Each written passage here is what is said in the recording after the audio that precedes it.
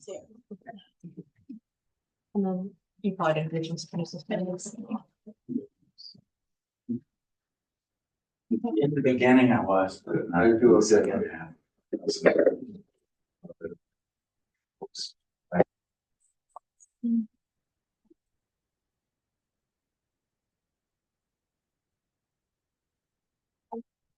I think we've got our tech issues sorted out. I was going to say. So it's on. Yes. Yes. It's live.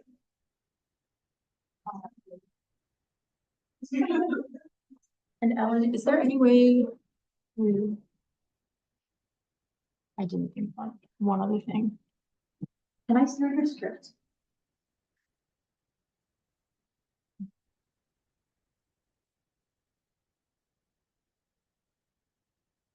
Can you keep the tone? This. Oh, just like one more. So they have 2 minutes. Otherwise, I can do it. Okay. Okay, cool. Or I'll just do it. Sorry, yeah. No, it's fine. Okay, hello. Hi everyone, my name is Kaylee. I'm a student here at the University of Wisconsin-Madison, and I also work for the Morgan Center for Public Service, and I'm the president of the Student Voters Union. Thank you all for your patience tonight as we adjust to being in a different space than yesterday and everything. Just a heads up, we will be recording. The only people that are in the frame are the 3 of us. But if you do have a question that you would like to ask during the Q&A portion of the event, your voice will be heard. Just a heads up. But yeah, with that, we're gonna get started. So like I said, hi, my name is Kaylee, and I will be your moderator tonight. Once again, I'm a student here. We think it's very important for students to be engaged with their local governments. Obviously, as many of you know, it's midterm season right now, and in an effort to make this information as widely possible to be shared with students and the local community, we are once again recording. All right.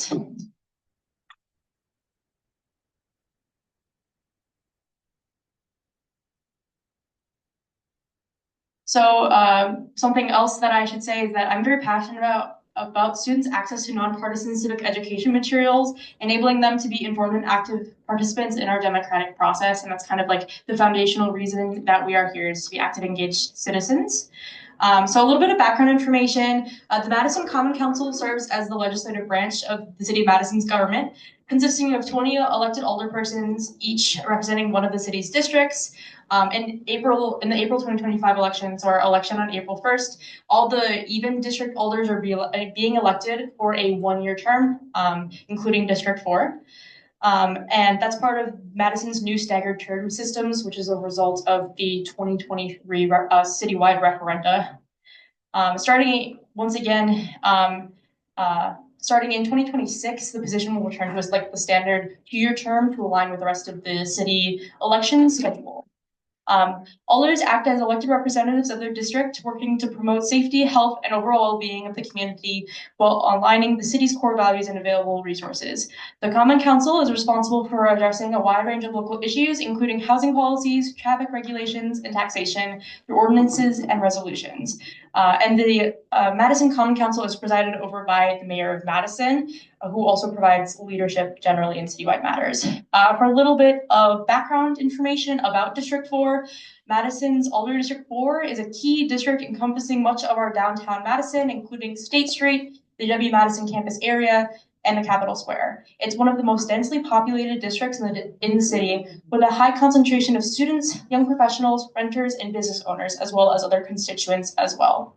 I myself am a resident of District 4. I just moved into the Olive, primarily student housing facility, but it's also open to the public. This is obviously something I'm particularly interested in, and I highly encourage any UW-Madison students to be active, engaged citizens, not only with state and federal government, but also with our local government. And yeah. So joining us tonight are our 2 candidates. So first of all, we have our incumbent, Mike Verveer, and then we also have our challenger, Eli Tsarovsky. Tsarovsky, excuse me. Before we begin, both campaigns have agreed to the rules of the forum before we have started today. As a quick reminder, questions will be asked in alternating order to both candidates, who will each have 2 minutes to answer or respond. If so desired, the first candidate will have a 1-minute response for rebuttal. We as moderators aren't doing obviously any kind of fact checking. That's up to you as an audience. We will have 4 minutes for both opening and closing statements, and questions have been created using public input from a Google form that was made publicly available by the Mortgage Center. Additionally, if any questions arise during the forum, attendees may ask during the audience Q&A portion. And once again, just a reminder about obviously decorum and respect. Generally, it's preferred if you refrain from applauding until the end of the forum. Now with that, we're going to begin. We will begin with our 4-minute opening statements.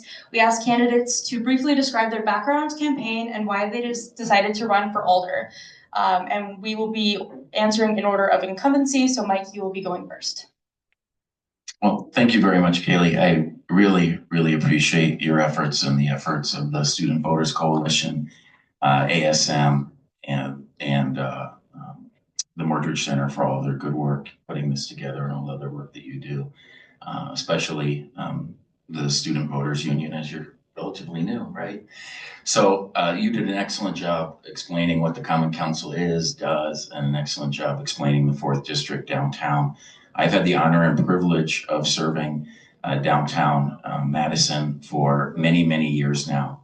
I started when I was about the age of many of you in this room, and appreciate all of you being here, especially during midterm season.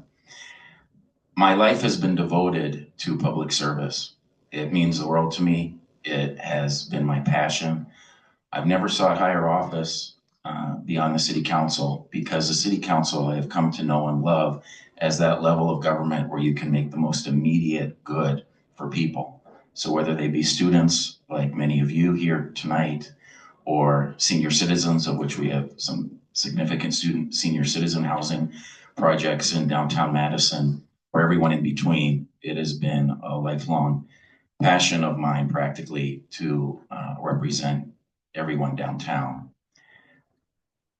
The downtown, I believe, is in at least some small measure the successful place it is today because of my efforts.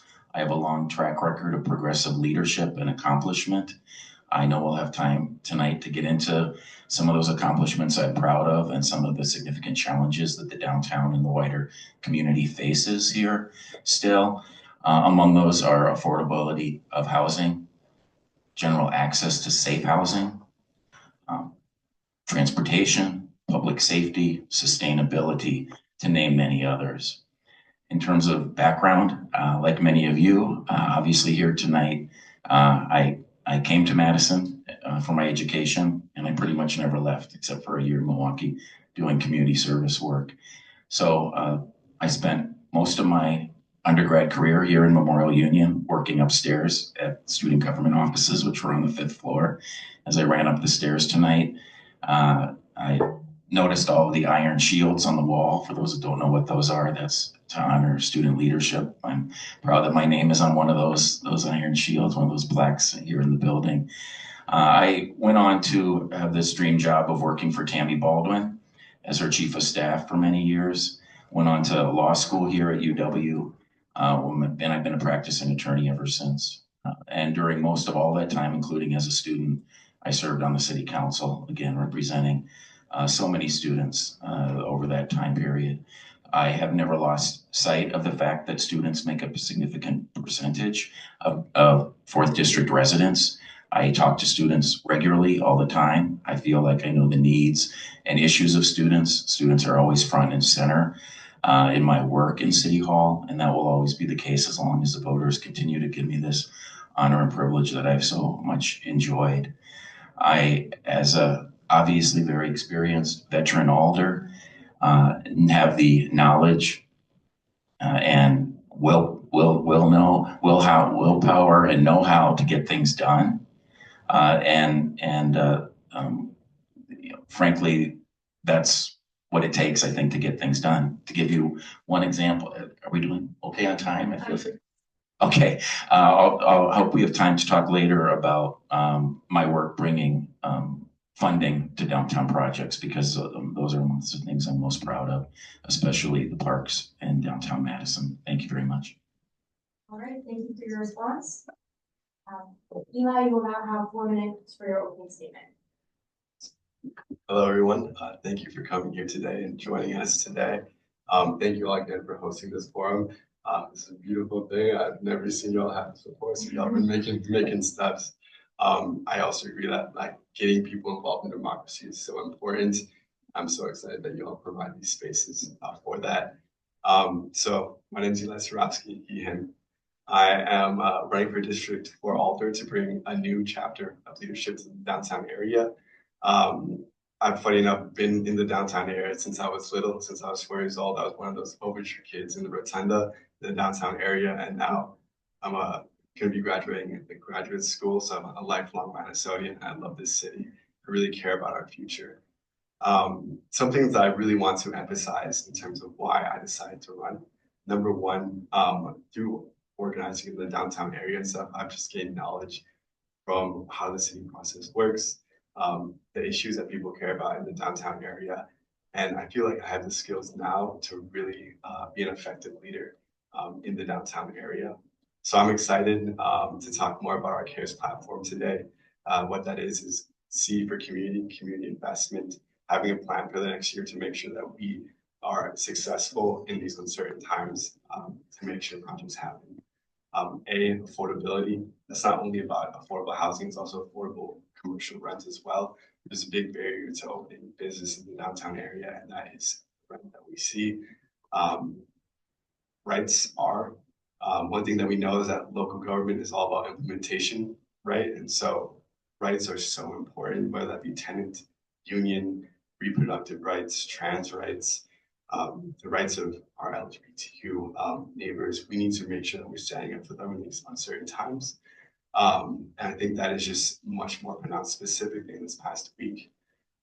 E, environments, the other thing that I'll add about District 4 is that we include Lake Monona, which is a vast lake, as you all see thawing today. And I think it's a really important thing to know as well, because we have this beautiful Madison Lake project coming to the city. And we also need to look at our lakes as well. We need to invite people into a lake that is clean, because right now what we see is it has the highest PFAS concentration in the state of Wisconsin, unfortunately. And then as safety, I think a big thing that I really care about on the city council that I will push for, one is to continue just the investment in our pedestrian and bike safety in the downtown area. Making sure that we're connected to the larger Dane County area, and making sure that people have access to the jobs and where they like having fun as well. We have beautiful lakes in the downtown area that everyone should have access to. The other thing I'll add too is also making sure that we're taking care of our unhoused neighbors as well. One thing that is no secret to you all is that it gets to negative 30 degrees outside. And so we really got to make sure that we are protecting our neighbors downtown and making sure that they have a place to live and a place to sleep at night as well, because right now we're just facing really high pressures on social services. So I hope I get the honor to represent District 4 on Madison Council. And yeah, I'm just really excited to talk more about the vision. All right, thank you both so much for your answers. We will now move on to our topical questions. Just one thing, I forgot to tell you, I will let you know when you have 30 seconds left. I figured I'd wait till after you both were finished speaking before I would let you know. All right.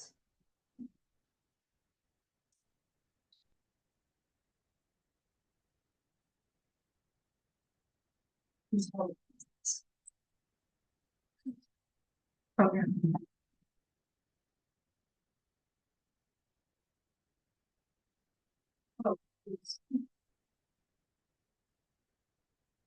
Thank you, Ellen.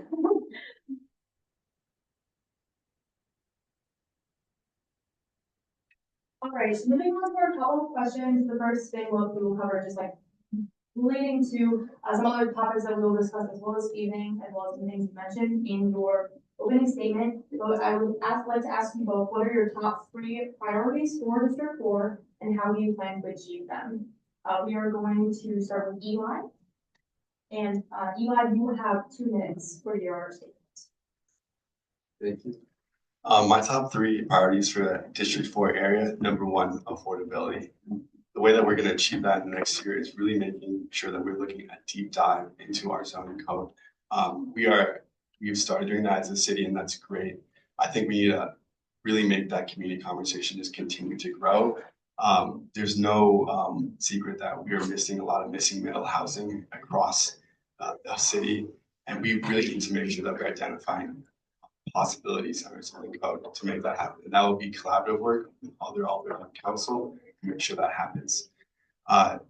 The second part of that is safety as well. I think one thing that we cannot lose in the coming years is intentional planning for our new men's shelter in the downtown. That's going to be serving our residents in the downtown area. We are in a pivotal moment when it comes to services for our unhoused neighbors. And if we don't act now this year, we might see ourselves in crisis even worse. And so what I will be doing, 1, is making sure that we have funding to make sure that shelter is successful. 2, trying to find ways that we can make it a 24/7 shelter so people have access to caseworkers on site and that they can be successful in finding housing stability. The last thing I'll say as well is environments. I think we need to make sure that the Madison Lakeview project does not lose funding this year. We need to make sure it's successful. We need to make sure that we are really being intentional with, you're good. Really intentional with our downtown's environments, right? We need a plan for trees in the downtown area so that we're not losing sight of what makes downtown so beautiful. All right, thank you, Eli. And Mike, you have 2 minutes. Thank you. Well, as I mentioned earlier, I consider affordable housing our number 1 priority downtown, and I've tried to address that in multiple ways. Quite simply, the rent is too damn high, and quite simply, there's not enough housing stock downtown to meet the tremendous demand that we have, be it from students, be it from young professionals that are moving here to work at Epic or other employers. So it's a multifaceted problem, but first and foremost, I consider it kind of basic economics, the laws of supply and demand. So that's why I have a long track record of supporting more housing downtown, increasing the density of housing downtown. If you don't mind me using an example, Kaylee, I worked extremely hard on the Alder development proposal, working with the landlord there, the developer there, Core Spaces. If I can quickly illustrate how we got where we are with that project. There were 0 apartments on that block between Gorham, Johnson, State, and Broome streets.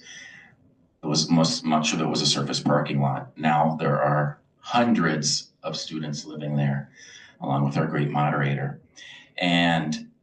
But more proudly than that is that in my very first meeting with Core Spaces, and I had worked with them on the Hub and the James, and I had told them, frankly, my problems and issues I had with the Hub and the James, and which would be a time I can get into. And they asked me, would you support exceeding the height limit? I said in that very first meeting, before they met anyone else in the city on this project, only if you agree to a long period of affordability and work with the Office of Student Financial Aid here on campus and guarantee that students will have affordable housing in this project. They were able to exceed the height limit by 2 stories. That then led to an ordinance which I sponsored with others, including Alder MGR, who was here earlier tonight. And that, okay, thank you. Eli, you might have 1 minute if there's anything you would like to respond to next week. One thing I'll point to some point of information. I think one thing that is a clear bright line between me and Mike is on the Brayton lot development. There was the opportunity to vote for an additional 6 stories on the Brayton lot development. I led the community petition on that. And then Alder Verveer voted against that. So we do have 10 stories on the site right now, but that was just a clear distinction between us. All right, and for our next question, we will alternate order, so I will ask Mike first. So this directly flows in from our previous conversation. It was also something that was a frequently occurring question in our form that we had for student question submissions. So housing affordability is a major concern in Madison, especially for UW-Madison students facing rising housing costs, poor maintenance, and limited off-campus options. In addition to what you've already stated, how do you plan to use your position on the Common Council to address or continue to address the housing crisis? And what is your stance on zoning reforms to increase affordable housing? Additionally, what policies would you support to strengthen tenant protection and ensure fair rental practices for street renters? So basically, we're continuing the conversation. Okay, so first, sorry I had to cut you off, but Oh, no, I perfectly understand. We have rules. So Mike, you'll have, Yes. you can start. Thank you. Whenever you're ready. Yeah, thank you so much. I really appreciate the extra time to continue talking about housing. First, for those that aren't familiar with what Eli was just referring to, the Brayton lot is a surface parking lot in East Washington Avenue that's outside of the 4th District. But I appreciate the opportunity to explain why I voted that way, because Eli has, I've heard secondhand mention this in some of the endorsement meetings where we are interviewed separately. The reason why I voted to not exceed the height limit along East Main Street was because of that ordinance I just mentioned. I did not want to capitulate to the interested developers early on that they can go up to the Capitol View height limit, the entirety of that whole block. They already could have by right go up to the Capitol View height limit on East Wash. On the side where the First Settlement neighborhood housing is, that was the reason why I voted against that ordinance, because under the existing ordinance that I proudly mentioned earlier, anywhere in the core downtown between Blair and Park Street, you can exceed the height limit that's codified in the zoning code, but only if you provide meaningful affordability. And that's why I voted the way I did on that, so that we could have that tool used. Let me mention, I'm very proud of my track record in the area of tenant rights. I have authored numerous tenants' rights ordinances over the years. Sadly, we were preempted by Scott Walker in the state legislature back in the day, and many of those laws are no longer able to be enforced. Some are still on the books, like rent abatement, where if you have a building code violation, a housing code violation, you can go through a city process and legally withhold rent from your landlord. And that's something that fortunately we still have available. Right. Thank you for your response. You will now have 2 minutes for your answer to the question. So I think a big thing for affordable housing, number one, we really need to look at this on code area across the city. One thing that has been evident is that there's opportunities working with our neighbors downtown, working with our neighbors in other parts of the city to really figure out where we can build. And the reason I say that is because now we have this beautiful BRT and we need to make sure that the North-South BRT happens, because transportation policy is housing policy on wheels. What that means is that we're building affordable housing throughout the city on these bus lines, that we can make sure that that happens. In District 4 specifically, we're going to have conversations as residents in the downtown area to really figure out where people are comfortable with putting more density, because that's just clear. One thing that is very evident in the downtown area as well, of course, having knocked many doors been on many of those porches, like looked into the houses, is that tenant rights are being violated. Clearly, there's mold, there is like floorboards that are not safe, that are creaky, that are holes in the grounds. And this is not stuff that I'm saying firsthand. This is stuff that I've witnessed. This is stuff that people have told me at doors. So what it looks like is really making sure that our neighbors know what the tools are to make it happen, and making sure that we don't lose sight of our tenant resource center, and that we continue to invest in that as well. And so one thing that I will do is really, one, bring in renters into the conversation. A lot of people I've talked to don't know what their rights are, and that is a problem. We need to make sure that people in the downtown area know how they can access their rights, and one, that their rights are protected. So that's it. Thank you. And we will have 1 minute to respond to anything that we wish. Well, thank you. I have to admit that much of what Eli is sharing, I couldn't agree with more in many respects. I, by the way, served on the board of directors of the Tenant Resource Center proudly for many, many years and strongly have fought for their funding since I left their board as an alder. Again, one of those unfortunate decisions by the state legislature and the former Governor Walker was that we no longer can have what's called programmed inspections and systematically go into all of the rental housing in Madison like we used to be able to. We're working on a pilot in the Allied neighborhood currently to try to get around that law and try to get back to the systematic inspections. The next neighborhood that would have those would be the Mifflin neighborhood under the Building Inspection Division's plan. Moving on to our next question, our topic is going to be policing and public safety. There have been ongoing discussions about policing around campus and the campus area, including how Madison Police Department and WPD interact with students. What is your stance on policing in student neighborhoods? Acknowledging the fact that this is not only a student neighborhood, but we have a lot of students there. And how would you balance safety concerns with accountability? And we are going to start with Eli. You will have 2 minutes. Thank you. One thing that I think that come up today at some point is that piece of accountability, specifically for officers that step out of line with body cameras. And so one thing that's going to be really interesting, I think, in the coming budget cycles, one, is there enough money to make that happen? For me, what I'll say is that we really need to look at this is a public health thing, so I hope you'll stick with me, the root causes of crime, right? To make sure that we are investing in affordable housing. We are making sure that we are meeting people's needs, because it's very much the Maslow's hierarchy. People are not inherently bad people. And so I think when it comes to students in the student neighborhood, we need to make sure that like we are not having unnecessary bar raids in students. We're not unnecessarily invading student property. So students deserve their rights, right? Period. And so I think a big thing, specifically, the stuff that's also happening in our neighborhoods as well, is our unhoused neighbors not getting their needs met and that causing a lot of problems for themselves. And something that we can do, we can help them by making sure that we're investing in services for them too. All right. Thank you.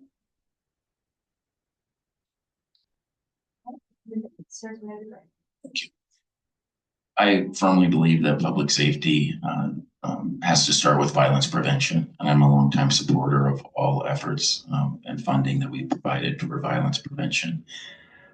Public safety is something that is critical downtown in particular. We are the region's entertainment district. We have a disparate number of instances of violent crime at certain hours of the night, especially weekend nights, and I have made concrete efforts over the years to address those.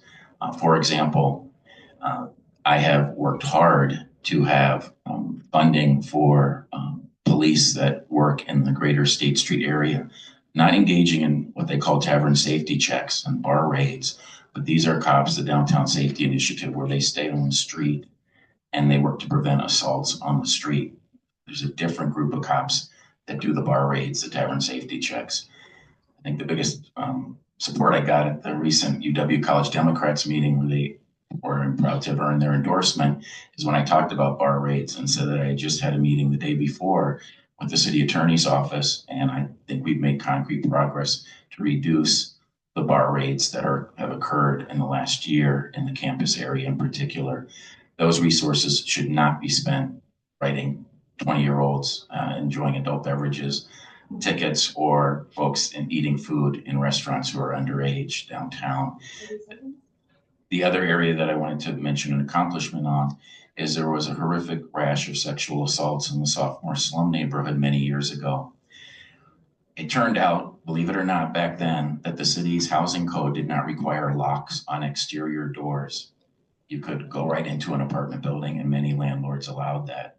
Because of those sexual assaults where women were being assaulted in laundry rooms and common areas of buildings, we were able to pass an ordinance that requires the locks and intercoms or buzzers in all buildings in Madison.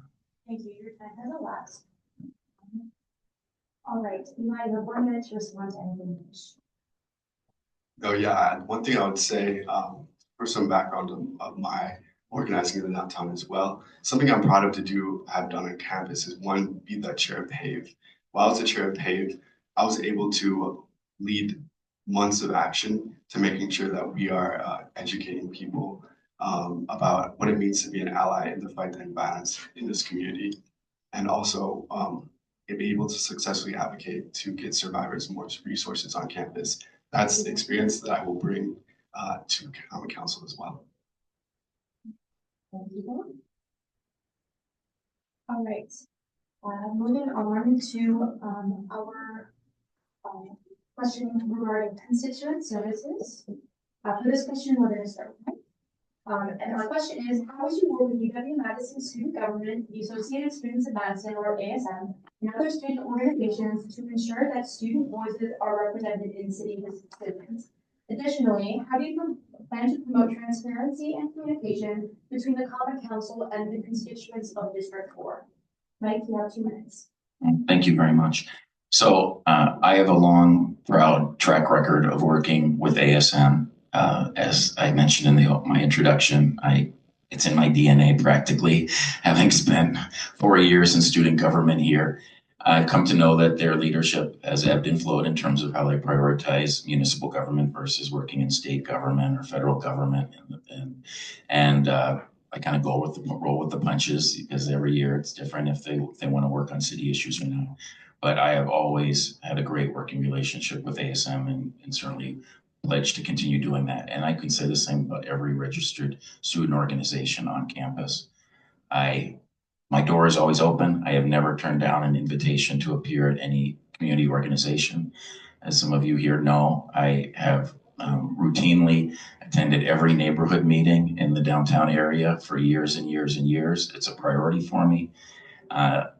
Whether it's a neighborhood association meeting or whether it's a meeting of condominium association downtown, of which we have many, and they invite me to their meetings, a student organization, I will be there. I've been invited many times over the years to be a guest lecturer at campus classes, and I love doing that, and I will certainly continue to do that as well. It is important to be transparent. It's important to communicate with downtown residents. I have worked to do that over the years. I will admit that one of my weaknesses is I'm not the greatest at social media. So anyway, that is an if the voters will give me the pleasure and privilege of working for them past April, I'm going to redouble my efforts and try to do a better job in terms of social media skills. Thank you. Your time has elapsed. All right, and Eli, I'm ready for you. All right. One thing that I love doing is showing up. The ways that I've shown up is one, just showing up in space. One, that's been through neighborhood association stuff. I've been president of the neighborhood associations in the downtown area, worked with students on teaching people how common council works, right? I've spoken with ASM about the housing prices. I've spoke with people scholars about how do you go 0 to building on the whole zoning process. So I think what I love doing is sharing knowledge.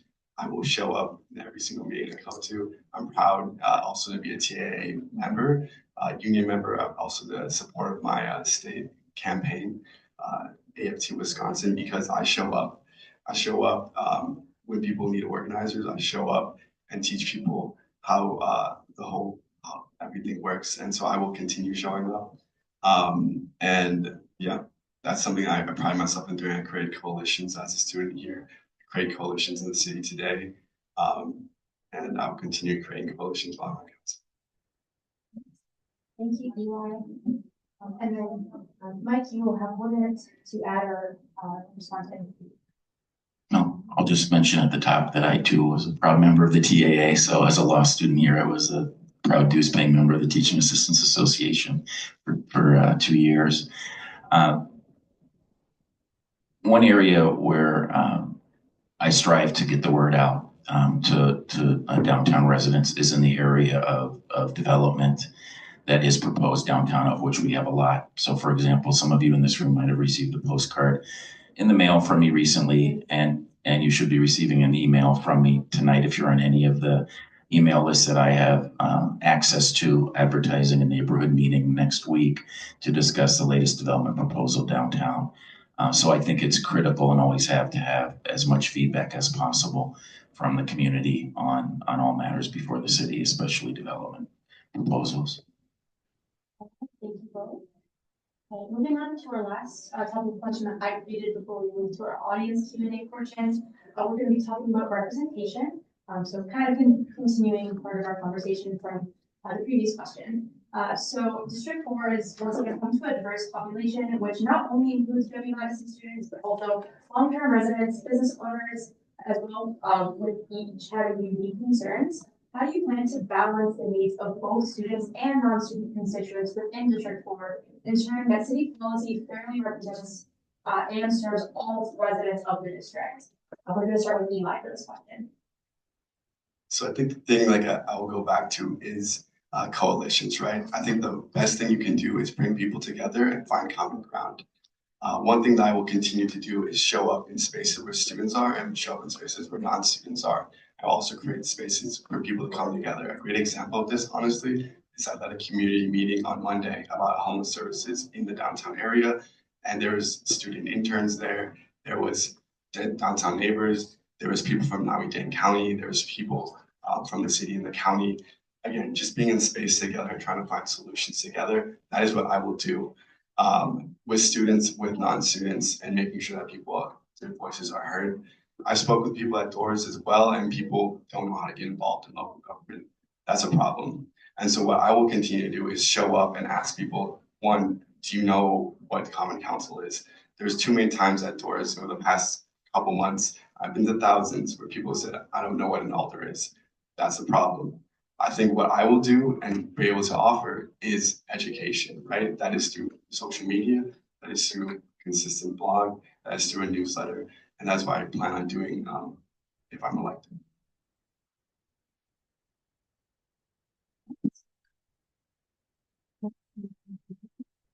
Well, thank you. One of the reasons why I've sought this office for as many years as I have is because of the beautiful diversity of the downtown community. And as you've mentioned a couple of times tonight, Kaylee, it includes all sorts of great mom and pop small businesses.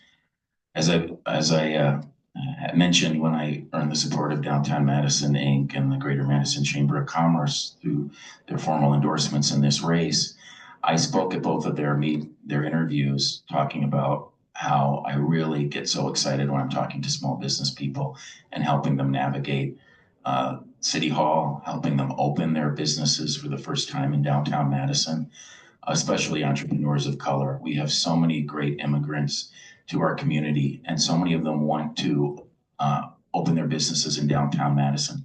Beyond downtown Madison, I am a longtime member of the city's Alcohol License Review Committee, and there every month at our meetings, we have immigrants, we have folks in need of interpreter services because English isn't their first language. I get such a real sense of accomplishment helping folks like this realize their dreams and their full potentials.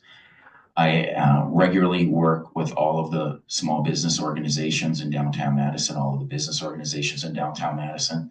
Ask any State Street business person if you know they've had help with the city process.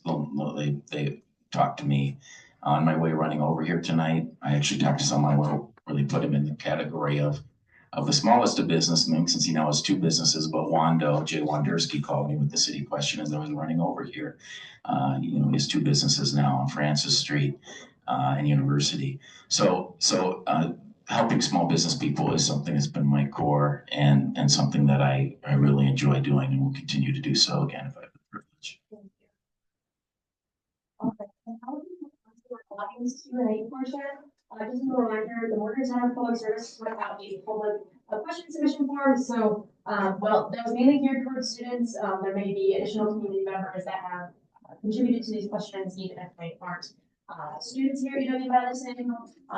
So our first question, I want to encourage, before I say the question, I want to encourage everyone who, when they're doing their research, when preparing for the vote, to utilize the candidate's website So this is something that you can find available. However, since it is something that was specifically asked by a student, I do want to make sure that it's heard. So first, I'm going to ask, Mike, what are your endorsements, either individual or organizational, that you have earned? You have 2 minutes whenever you're ready. Well, thank you again for the question. So I've mentioned endorsements a couple of times tonight. Sorry to be a little repetitive, not knowing the question was coming. So I'm proud to have earned the endorsement of many individuals, including fellow elected officials. You know, supporting me, among others, are Tammy Baldwin, a true mentor to me, Mark Pocan, our congressman, County Executive Melissa Agard, many members of the City Council, County Board, State Legislature, among others. In terms of organizational endorsements, I'm very proud to have the support, as I mentioned earlier, of UW College Democrats, the Democratic Party of Dane County, numerous labor unions, including the Wisconsin State AFL-CIO and their local labor council here in Madison, numerous individual labor unions in the area. I mentioned the business community before, Downtown Madison Inc., which is made up of a cross-section of businesses in downtown Madison. We both happen to work closely with DMI, and I proudly earned their endorsement formally. Same with the Greater Madison Chamber of Commerce. Also the LGBTQ plus Victory Fund. Equality is a passion for me. I am a member of that community personally, and their endorsement means a lot to me as well. So there are many endorsements that I could go on, but I'll leave it at that. Thank you. And you have 2 minutes whenever you're ready. Awesome. So I'll start off just going down the list. So first, endorsements from organizations. I'm really proud to be endorsed by Run for Something. I'm very proud to be endorsed by my peers at TAA and be endorsed by our labor union on campus. I'm really proud to be endorsed by AFT Wisconsin and our labor union statewide. AFT Wisconsin, as you know, probably has been a lead on the Act 10 legislation to get workers' rights back into the state of Wisconsin. I'm also really proud to have earned the endorsement of State Representative Francesca Hong. I'm really proud to earn the endorsement of Community Leader Shkafati. I'm really proud to have earned the endorsement of Alder Jael Curry. I really am proud to have earned the endorsement of Alder Juliana Bennett. I'm really proud, honestly, to be endorsed by a lot of people who live in the downtown area as well. You can find that on my website. But yeah, I'm really proud to be also endorsed by our Wisconsin Revolution. And yeah, also really proud to be endorsed by Alder Joe Maldonado, who actually ran for state representative just this past year. I'm also proud to be endorsed by Mayor Julia Arata Frata from Fitchburg. Yeah, so really proud to have a community behind me. Really excited to just keep the work going. And Mike, is there anything you'd like to add in response to you have on it? If you would like to. Well, the most important endorsement, of course, is from all of you and my neighbors downtown. That's the most meaningful. It's great to have all these long laundry list of organizational endorsements and elected officials that have endorsed me. But obviously, it goes without saying that the support of my fellow neighbors is what's most important. Thank you. Our next audience question. Something this is technically a prevalent area in District 4. So I will first state the question that was initially submitted by a student or community member, and then I have some further elaboration to add on to that question. So the question is, how will you ensure transportation in the city is equitable for users of personal vehicles, bikes, walking, and public transportation users? Further, regarding pedestrian safety, the majority of residents in Madison rely on biking and walking to get around in addition to the Madison Metro. How do you plan to improve pedestrian and biker safety in the downtown and campus adjacent region, especially in areas where reckless driving and traffic violations are a concern? And what specific measures would you advocate for to hold dangerous drivers accountable? We're going to start with Eli. We have 2 minutes. Yeah, so I take the bus every single day. I walk every single day. I love the metro people. One thing I'll say is that having been around District 4 so much, even honestly door knocking, I have experienced these near misses, right? Broome Street, there's many spaces on that street where we need a flashing beacon so that people can feel safe crossing the street. Specifically, I even think about right outside of even Capitol Lakes, right, whether that's our retired community, and people have a lot of mobility challenges as well. And there's nothing right there. One thing I think as well is continuing the work on making sure that that intersection where we lost a biker in 2022 at Proud Fit and John Nolan, because that's a really big commuter thoroughfare. And somewhere where I go running and also sometimes fear for my life. Make sure that we have a safer crossing there. Another thing as well is just continuing to make sure that there's safe crossings right outside actually where you live, and at the Gorham Street where you have that slip that's right at the edge of District 4.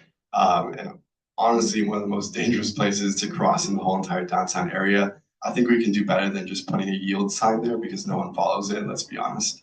And yeah, those are some priority areas I would invest in and continuing to make our connectivity safe and strong in the downtown area. Mike, you can begin your 2 minutes whenever you're ready. Thank you. The preamble to your question is right on point. I appreciate it very much. Part of the long record of accomplishment I bring is working hard on pedestrian bike safety to downtown Madison. It's indisputable that I have worked hard to create bike lanes, bike paths, whether it be the continuation of the Southwest path beyond Park Street, past the Cole Center down to Monona Bay, or be it the bike lanes that were added in the last couple of years on Bassett Street or the cycle track on Wilson Street. I could go on and on. I worked very hard to have traffic signals, rectangular rapid flashing beacons, stop signs, and other signage installed in downtown Madison. I worked very hard to have pedestrian lighting installed throughout downtown Madison. There were literally 0 pedestrian lights in the 4th district when I was first elected. We now have pedestrian lights in almost every block of downtown Madison. So pedestrian bike safety is critical when it's a major mode of transportation for those of us that live in downtown Madison is on our feet, on our bikes. In terms of public transportation, I've been a champion for bus rapid transit. I've been a champion for access to public transit in downtown Madison, worked hard to create the express bus to the Epic campus in Verona from downtown Madison, the Route 75. And the 80s, the 81 goes right by my house. So those are all areas that, again, if I have earned the support of my neighbors, I will continue to prioritize transportation and the safety of all forms of transportation, all modes of transportation downtown. Now we'll take Tsarovsky. You have 1 minute if there's anything you'd like to add or respond to. I would just add, one thing I want to make sure is really successful in this coming year is number 1, North-South BRT. The cool thing about District 4 is everything flows through District 4. We're just the center of Dane County. And what that means is that we're a critical transit corridor for the whole entire county. So making sure that we are successful on North-South is going to be really critical, specifically people to jobs in the downtown area and making sure that people are able to access the downtown area because that's connecting our south and our north communities that are largely like disinvested historically.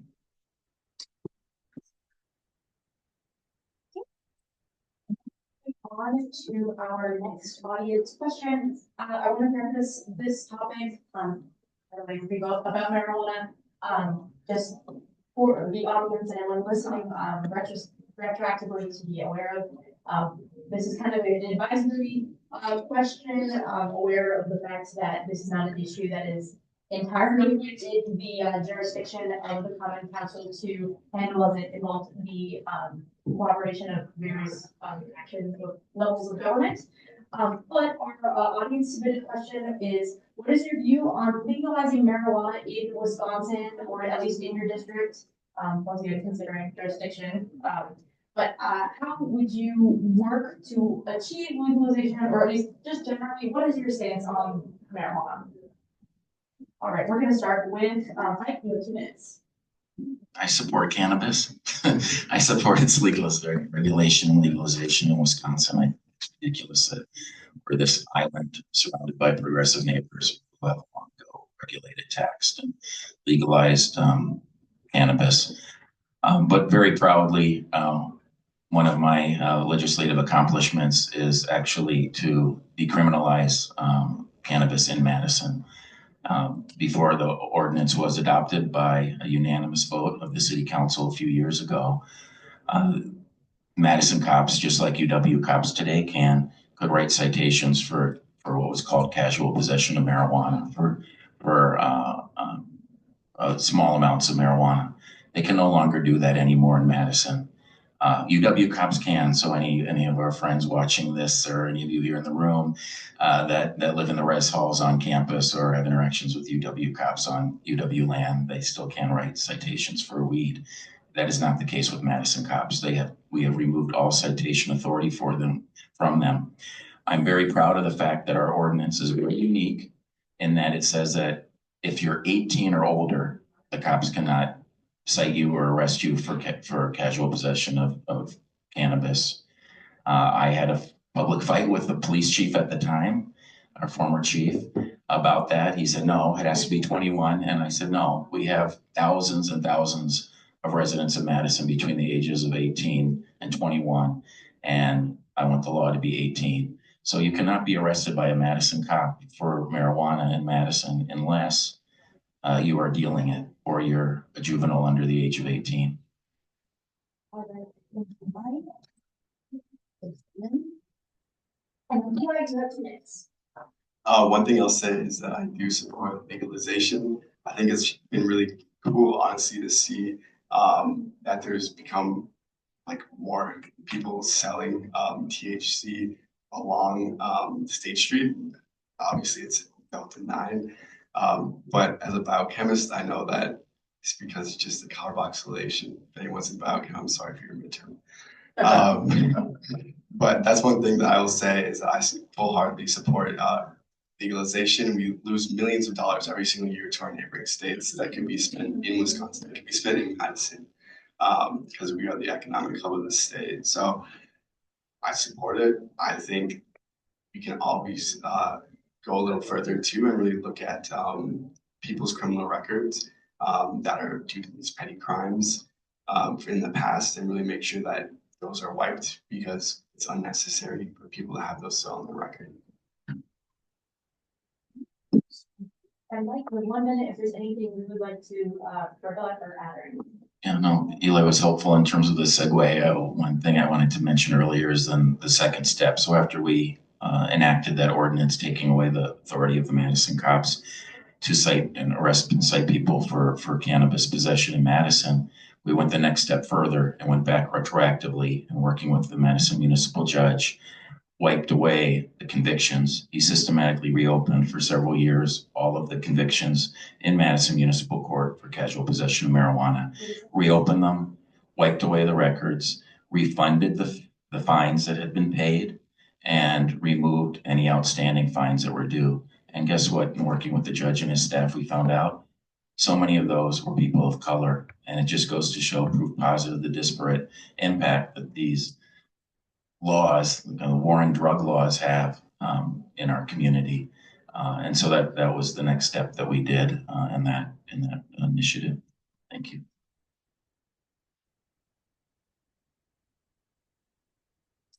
What I was submitted online questions, getting to the end here. This was more of a comment that I turned into a question. This is something that I definitely have heard from a lot of my peers and a lot of my friends as well, as obviously it's a concern for students because this was something that was brought up. It's hard to find a job. Students contribute to the local economy, but many struggle to find part-time jobs that pay a living wage subject to your definition here. How would you support student workers and push for fair labor practices in student-heavy employment sectors? And more broadly, how do you support employment in? And we are going to start with Yeah, thank you. One thing that has been very evident, people who live in the downtown area that I know, people who work in the downtown area currently, is that wage theft goes on. And people don't know what to do once that has occurred. And I think that's one thing too, why we need to really make sure that we're bolstering our unions, right? We're working with people like the Dane County Food Collective that I'm a proud member of to make sure that we are really helping our students who work in the hospitality industry throughout the downtown area.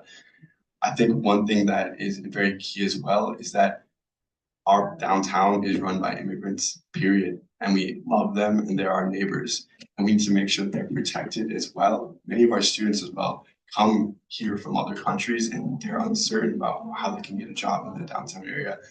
We need to make sure that we are directing MPD not to work with ICE and any other agencies that try to harm our community in the downtown area because that's directly tied to people's jobs. And I think another thing too that we can think about even further is really making sure that we're planning forward for Madison, right? We don't know what's going to happen in the next year, but we can put in safety measures for students who lose their jobs for whatever reason. We can create programs in the city that support people who've lost their job in ways that are not just. And part of that is really making sure that we're working with our unions and working with our organizations that do that work and making sure that they're empowered and respected. Mike, you have 2 minutes. Thank you. Yeah, so this is a huge issue.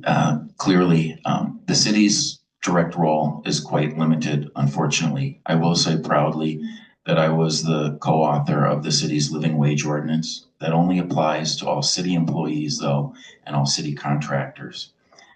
But there's a reason why us fellow election officials, you and I, Kaylee, are paid a reasonable living wage for working at the polls on election day or IPAV, the in-person absentee voting, is because we prioritize paying a living wage to whether it's hourly employees in the city of Madison, government, or full-time employees, or those in between. Second, we have been preempted by so many god-awful state laws from doing progressive things. We were on the verge of mandating family leave for Madison employees. Not in the city of Madison, we grant generous and appropriately so family leave for our city employees, but we were on the verge of having both family leave and minimum wage laws that would affect private employers in Madison years ago. And then again, when Scott Walker and the legislature at the time took that right away from us. Even specific things in the restaurant industry in terms of scheduling restaurant employees and giving them notice when they had to work, that the cities in Wisconsin municipalities are preempted from legislating on that topic. It's a big deal. And we're in the area of immigrant rights. It is a very scary time, that goes without saying, with the Trump administration and what they're doing. I'm working literally just in the last couple of days with the Downtown Business Improvement District on training sessions for employers on how to deal with ICE and immigrants that are working in downtown businesses. They're setting up trainings as we speak. This is the bid in Destination Madison. Our police department is extremely progressive on this area, and we have written policies to protect them. Thank you. Sorry, my apologies. I was late on giving you 30-second notice. Or just my apologies. Before we move to our final audience submitted question online, I want to give anyone in the room opportunity to ask a question. Do we have any questions in the room at all? I did have one. But okay, I don't have any performance, but have you come through answering over the microphone? Please state your name, whether you live in District 4 or other member, name, or you are a student, and then the question. Hello, my name. Okay, hello, I'm Gina. I'm a reporter at Times. I do not live in District 4. I'm in District 9, which is the west side. But I just wanted to ask, we talked a lot about what your term might look like if you're elected. I want to take you worst case scenario, if you're not elected, what would you still do to help residents in District 4, and empower other downtown residents in that community?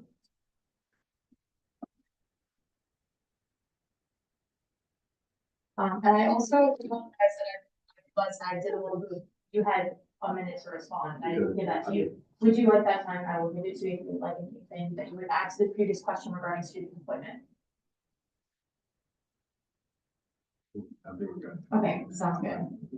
All right. And we're gonna start with Mike, in response to the audience question. Well, thank you for the question. Before I was elected to the city council, I had a track record of working in the community. For example, my service on the Tenant Resource Center board predated my election. It would have been conflict of interest, by the way, because the city provides so much funding to the TRC if I continued that. That's just one example. But your question is about the future, not the past.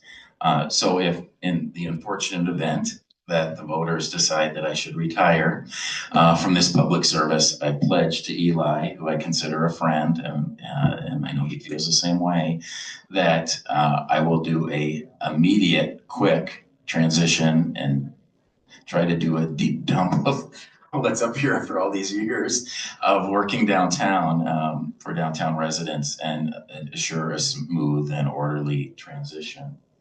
And get them up to speed on everything that's going on downtown and in City Hall. Beyond that, I know that just because it's in me, in my DNA, public service, that it doesn't have to be elected public service, that I will then find opportunities to stay involved and better the community. For example, it'll be real. I faithfully attend every month, every neighborhood meeting downtown, and I just can't imagine going to those meetings in the future and seeing all my friends, including some in the audience here tonight, Colin and Alan. And so one example I can give you immediately is that if they'll have me, I would keep going to all Capital Neighborhoods meetings, Bassett Neighborhood meetings, Mifflin meetings, et cetera, because I find those meetings to be extremely meaningful and very important. So thank you for the question. Good question. For me, I would just continue doing the community organizing that I'm doing right now, doing a lot of organizing around homelessness services in the downtown area. I will continue doing that regardless if I'm elected or not. That's something that I'm really passionate about. I will continue fighting for the neighborhood and making sure that people are connected to stuff in the downtown area. Keep producing newsletters, keep getting people in the know. I will keep hosting public forums and stuff on topics that people care about. I intend on really making sure all the big transformational projects that are happening in the downtown area, that we get as many people to those as possible. So if I'm not elected and I'm like continuing my community organizing, that's going to be me making sure that people are going to those meetings and making sure that people are connected to the downtown area. I will continue to serve in many different spaces of the community. I'm on the Suicide Prevention and Harm Reduction Coalition for Dane County. I will continue to do that work. I'll continue to do the stuff I do on the DMT Board of Directors. I will continue to show up to various city committee meetings, including the Smith Safety Initiative that I'm on the steering committee of. I will continue to get people in the know about public health and keep being an active member of the Wisconsin Public Health Association. Yeah, I'll just keep doing the work. I love doing that work. I love serving the community. And so yeah, I'll just keep supporting the good stuff. And Mike, the one minute, everything you would like to add? Well, again, it'll be very hard for me if my schedule changes as radically as it might come next month in terms of free time. So with all of my free time, I know I'm not going to be sitting home just reading all the time. So I know that I'm going to find new ways to get involved, to volunteer my time, to keep working for the betterment of the community. And I don't say that I'm looking forward to that opportunity because, again, I think the most effective role for me is what I've been doing. Thank you. last of all, are there any audience questions for live here this week? Okay, awesome. Then I'm just gonna move on to our final, pre-submitted question. This is very much, related to the fact that you are both very active, members in our community in terms of public service. Canada, Eli, you're very well known for your work with Canada or advocacy work, here at UW-Madison. Mike, you're very well known for all of your work obviously on the council and then also, as a chief inspector with the city clerk's office. So I know there are a lot of, speaking as a student here at UW-Madison, we are truly in great hands. So with both of you being active members in our community, and so thank you both for all the work you do. And this is leading into the next question. That being said, as we're both very active members of our community and active, we always advocating for the interests of our community, especially students and others. That being said, what sets you apart from your candidate? What part sets you apart from your opponents? Okay, Eli, you have 2 minutes. Thank you all so much. I think the one thing that I bring that's different from Mike is one of a public health mindset. I think trained as a public health professional, I really think about every single policy as a health impact, right? Like I said, I serve on the Suicide Prevention and Harm Reduction Coalition for the Dane County. I do that work every single day professionally. The other thing I think as well is that as a community organizer who's done the work recently in that coalition style, I think I can bring that flavor of community organizing and what it means in 2025, and really bring the digital organizing, the in-person organizing, and just getting people really connected in the city.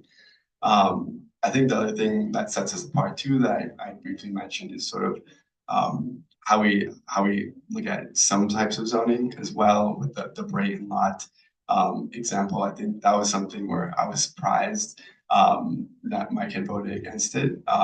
And so that's something that I sort of use a difference. Other than that, I mean, yeah, I feel like it can offer us a new chapter in the downtown area, keep doing the good work, and keeping people engaged. So really, hopefully can earn your vote and excited to keep doing the work. And Mike, you have 2 minutes. Thank you. Yeah, so it's hard running against somebody that you know well and consider a friend. And I honor Eli's work and the work he's done. It really has been quite noticeable that the Campus Area Neighborhood Association exists in its former shell of its former self. It doesn't exist. I mean, the website, I guess, is there, but that's about it. And I know that because developers wonder who should they talk to in many blocks of the downtown campus area, and there's no formal neighborhood association active because sadly there were successors to the great work that Cleo and Eli did and CANA leaders and their predecessors before them, and also honor Eli's work with CNI, something that I've been an active member of CNI since before I was even elected. But the clear difference, to get to the heart of the question, is experience. Again, taking nothing away from my opponent and his experience that he does have. I bring this track record of literally decades of doing this job, and I think doing it well. I still have the passion and the drive to get up every day and work on behalf of downtown residents. It's a very transient district. The residents sadly come and go. It's hard to get to know them because it is so transient. But I know I've made a huge difference in the daily lives of downtown residents for so many years.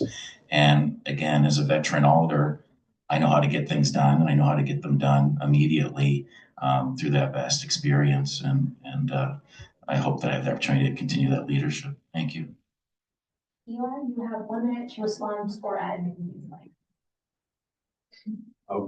Yeah, so I would just add, again, I honor the work that Mike has done. 30 years, it's a long time, a lot of stuff. It's good to see Mike has been accomplishing the stuff during those 30 years and doing some good stuff. I think what I see myself as is that bridge, right?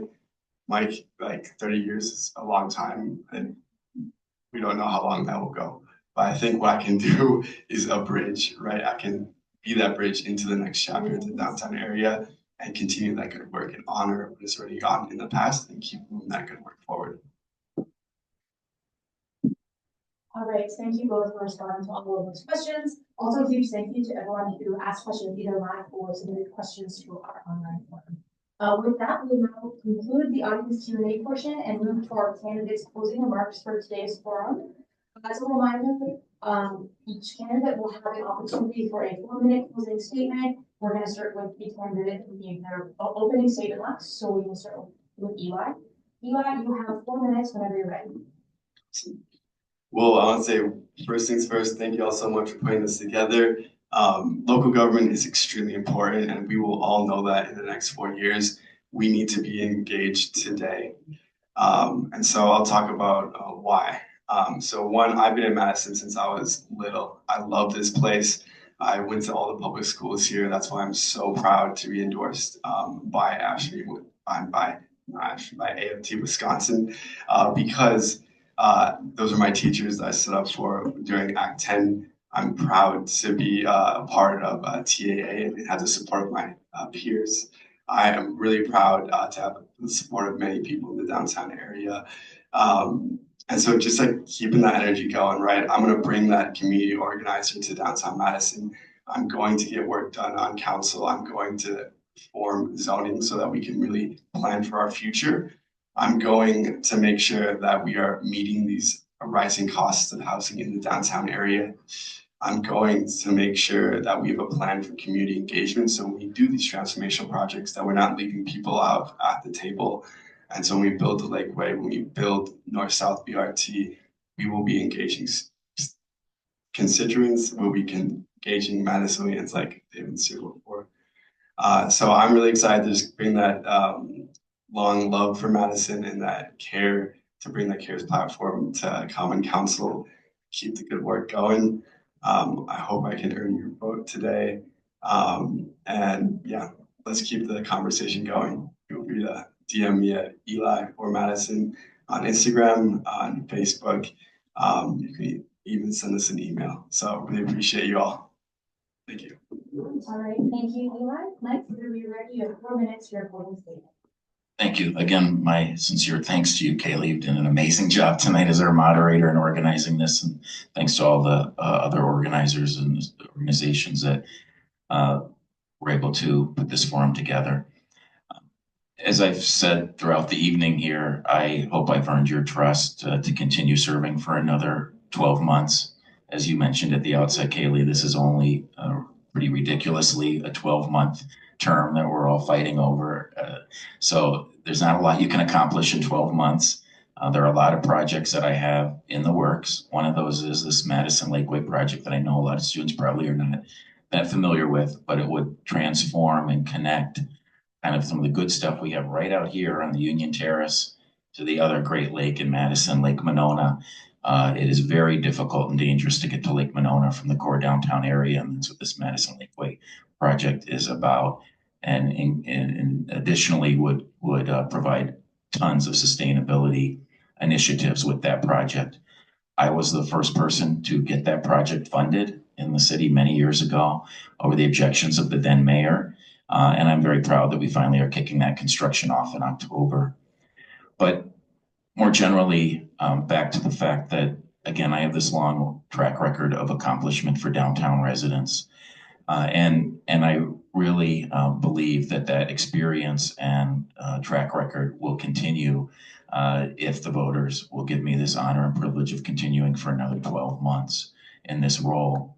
I'm a proud progressive, proud leader on the council. I've been elected city council president on many occasions. For those that aren't familiar, we take turns in effect serving as council president. And my colleagues have turned to me several times over my tenure being council leadership because of my skills, I would like to think. So as it relates to students, as I said in my opening remarks, students are always at the forefront of everything I do. I realize that students are such a key component of what downtown is, what makes downtown special. I come from this campus, and I will continue to center everything students related. Give you one quick example I wasn't able to mention earlier if I have time, and that is for those of you that are under the age of 21, or obviously we were all under the age of 21 at one time. The reason why you can legally enjoy live music in the city of Madison in a liquor license establishment is because I sponsored a law that allows for those between the ages of 18 and 21 to legally be in liquor license establishments and enjoy live music, be it Liquid, be it the Orpheum, be it the Majestic, be it other places that have liquor that serve alcohol and have live entertainment. That's an example of what I will continue to do, is to continue to center students, continue to center undergraduates on this campus who make up such an important part of the downtown. So I hope I've earned your trust to continue for another year this public service that I've devoted most of my life to, and really hope that you have the opportunity to vote on or before April 1st. Thank you so much. Thank you so much for your answers. As we conclude, I want to take a moment to thank everyone who made this event possible. So first of all, I also want to thank our candidates, Eli and Mike, for participating in this forum and be willing to come and speak to all of us. And additionally, I'd like to thank all of the personnel with the Mortgage Center for Public Service who have made this event possible, including and especially Shelby, Sarah, and Vanessa. I'd also like to thank the Student Voters Union, especially Alan and Elise, for making this possible as well. Additionally, thank you to the union staff for allowing us to use this space and helping us with technology and everything. And most specifically, thank you so much to everyone who has attended this forum and also everyone who's watching the recording for being engaged, active, informed citizens. Finally, if you have any questions about voting or getting involved with either the Mortgage Center for Public Service, student voters union, please feel free to speak with me, Ellen, or Sarah following the conclusion of our event here. We're happy to help you. And also remember to vote by April 1st. As a reminder, early voting or iPad on campus will be starting on Tuesday, the 18th. With that, this concludes the 2025 Alder candidate forum for District 4. Thank you all so much for your time.